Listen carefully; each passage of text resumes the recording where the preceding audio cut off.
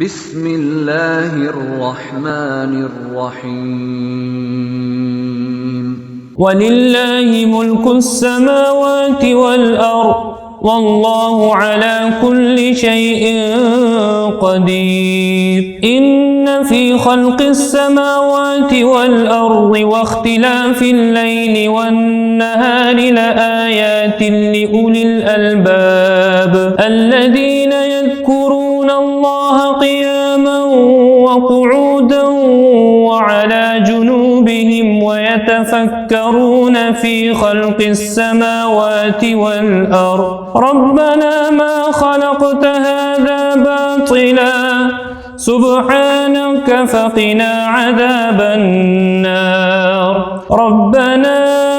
إنك من تدخل النار فقد أخزيته وما للظالمين من أنصار ربنا إننا سمعنا مناديا ينادي للإيمان أن آمنوا بربكم فآمنا ربنا فاغفر لنا ذنوبنا وكفر عنا سيئاتنا وتوفنا مع الأبرار ربنا وآتنا ما وعدتنا على رسلك ولا تخزنا يوم القيامة إنك لا تخلف الميعاد فاستجاب لهم ربهم أني لا أضيع عمل عامل منكم من ذكر أو أنثى أني لا أضيع عمل عامل منكم من ذكر أو أنثى بعضكم من بعض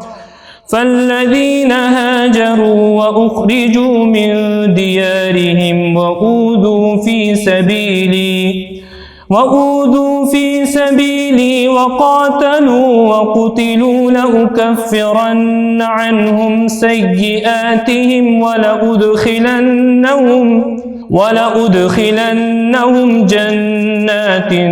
تجري من تحتها الأنهار ثوابا من عند الله والله عنده حسن الثواب لا يغرنك تقلب الذين كفروا في البلاد متاع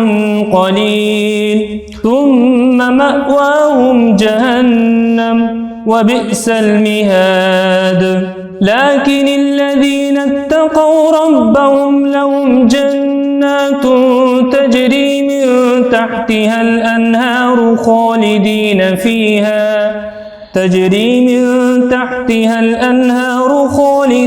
فيها نزلا من عند الله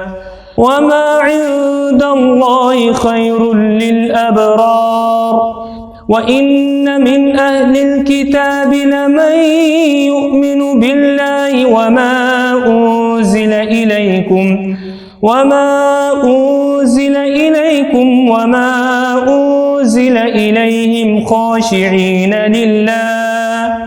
خاشعين لله لا يشترون بآيات الله ثمنا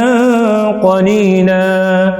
أولئك لهم أجرهم عند ربهم إن الله سريع الحساب يا أيها الذين آمنوا اصبروا وصابروا ورابطوا واتقوا الله لعلكم تفلحون